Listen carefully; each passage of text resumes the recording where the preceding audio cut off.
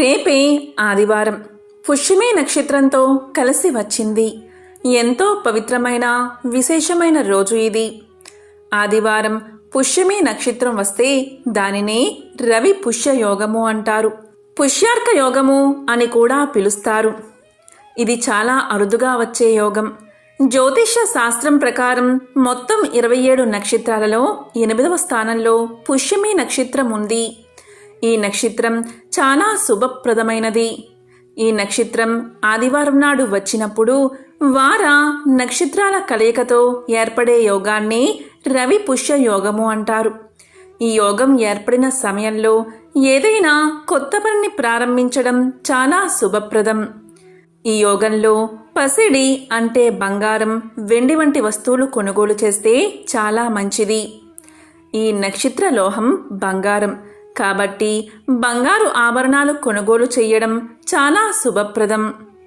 ఇటువంటి అద్భుతమైన రోజు ఈ సమయంలో ఎవరైతే ఈ చెట్టు వేరును తెచ్చి ఇంట్లో బీరువాలో పెట్టుకుంటారో అలాంటి వారికి లక్ష్మీదేవి కటాక్షం కలిగి అష్టైశ్వర్యాలు భోగభాగ్యాలు కలుగుతాయి. దరిద్రం మొత్తం తొలగిపోతుంది. ఆ ఇంట్లోని వారు ఏ పని చేసినా విజయమే వరిస్తుంది.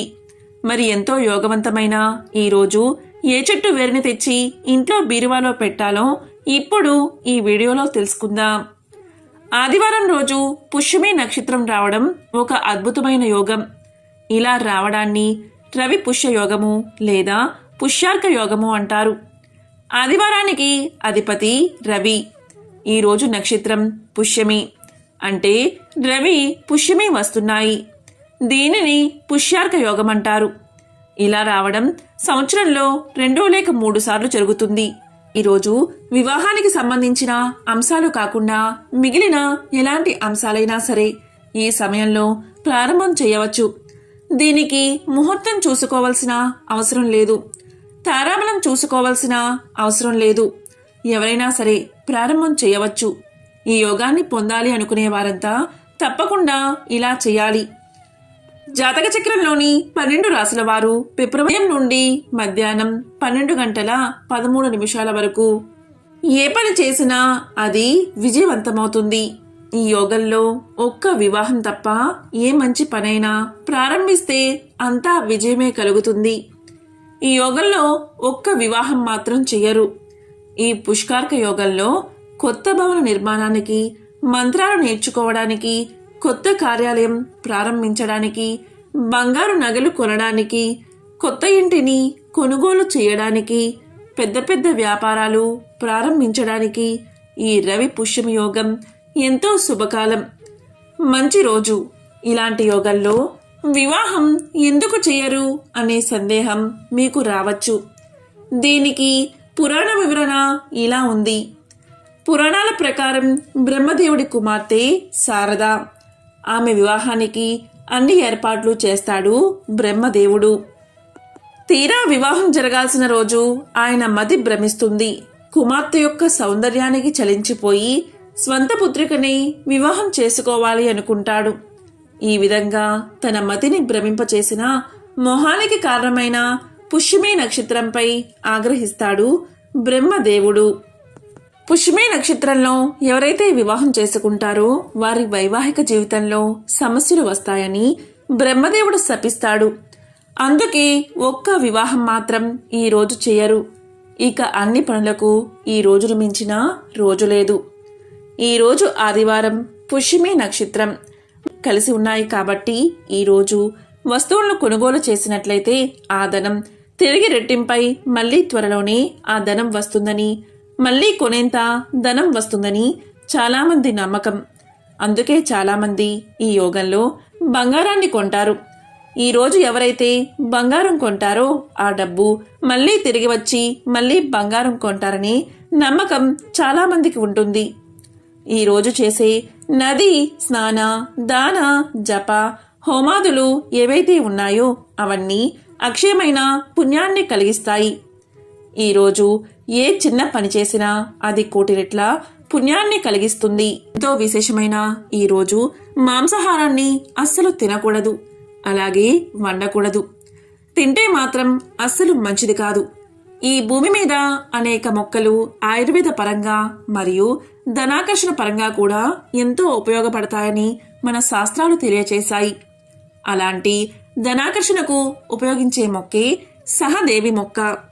ఈ చెట్టును సాక్షాత్తు అమ్మవారి స్వరూపంగా శాస్త్రాలు చెబుతున్నాయి. ఈ మొక్కను హిందీలో, తెలుగులో, సంస్కృతంలో కూడా సహదేవి అని పిలుస్తారు.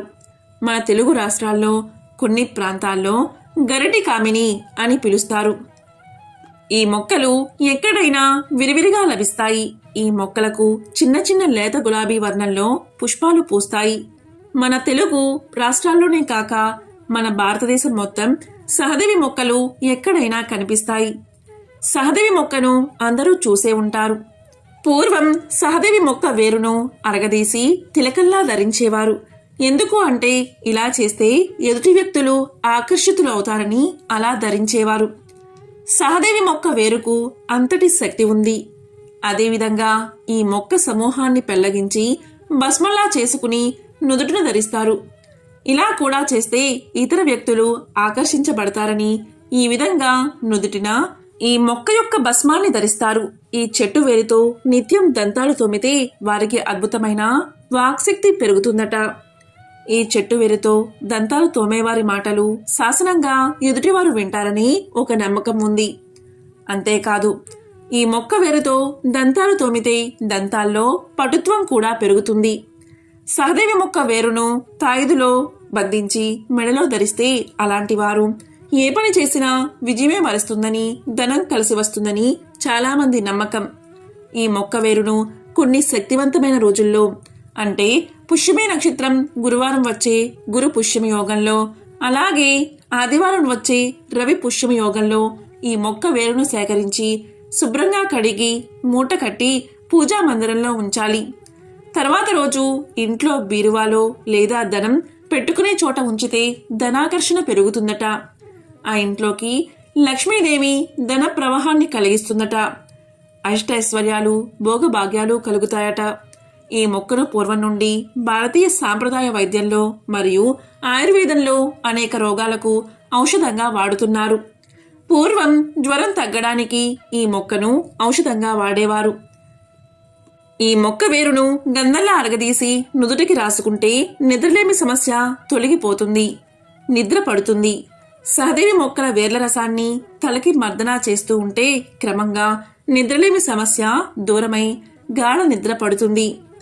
వీటి ఆకుల కషాయాన్ని గజ్జి, తామర, దురద వంటి చర్మ వ్యాధులకు ఔషధంగా ఉపయోగిస్తారు. వీటి ఆకుల పేస్ట్ గాయాలను, పుళ్లను అద్భుతంగా మాన్పుతుంది.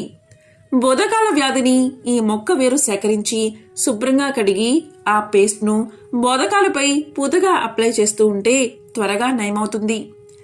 సహదేవి మొక్క వేర్లు, ఆకులు సేకరించి మరిగించి తాగుతూ ఉంటే అది బ్లడ్ ప్యూరిఫైర్గా పనిచేస్తుంది, రక్తాన్ని శుద్ధి చేస్తుంది.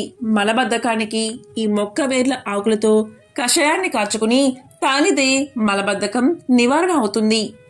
ఎంతో విశిష్టమైనది సహదేవి మొక్క. ఈరోజు సహదేవి మొక్క వేరును సేకరించి దానిని ఎర్రటి గుడ్డలో చుట్టి మీరు ధనాన్ని భద్రపరుచుకునే చోట లేదా బీరువాలో పెట్టుకోండి.